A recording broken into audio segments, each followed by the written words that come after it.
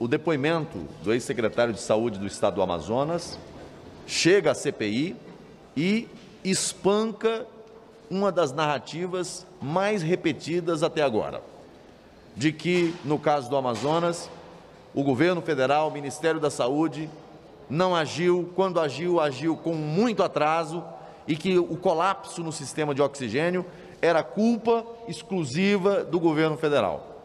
Acabou a narrativa. A fala do secretário mostra de maneira evidente o que de fato houve. No dia 7, ele faz contato com o ministro da Saúde e diz: olha, temos problema, precisamos de ajuda na logística para trazer oxigênio para o Amazonas. Eu perguntei, o pedido foi feito no dia 7 à noite. Que dia chegou a resposta com a providência, a chegada dos primeiros cilindros? Ele disse, no dia 8.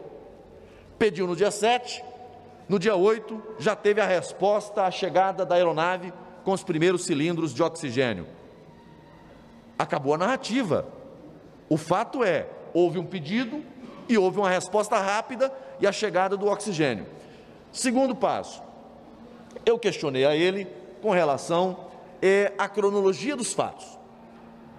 Porque ficaram aqui o tempo todo com a narrativa de que não, que dia 7 o Ministério foi comunicado sobre o colapso do oxigênio e que demorou-se tantos dias para uma resposta efetiva. Mentira. A verdade veio à tona e derrubou a narrativa. Falou-se num dia, no dia seguinte já tinha a resposta com a chegada dos primeiros cilindros. Em que momento que se deu a informação para o Ministério com relação ao problema do oxigênio? Tempos depois. Agora, é preciso olhar no retrovisor do tempo para ver onde realmente estava o problema relacionado não só ao oxigênio, mas à estrutura de saúde do Estado do Amazonas. Ele está muito antes.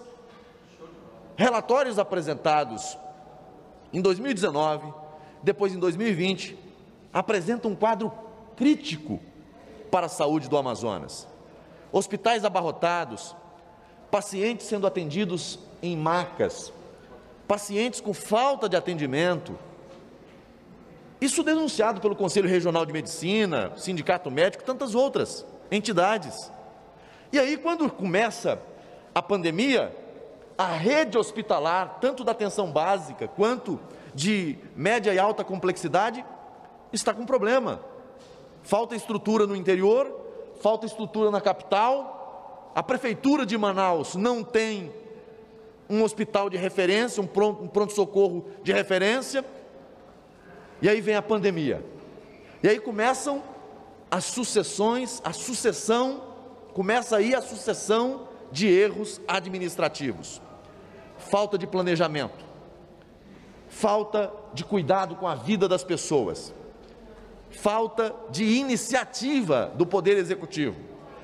A White Martins notifica o governo do Estado diversas vezes, e no mês de julho, no dia 20 de julho, manda carta ao governo, dizendo, olha, temos problema com oxigênio, é preciso aditivar o contrato, é preciso contratar mais, vamos ter problema, está aumentando a demanda, não temos o suficiente.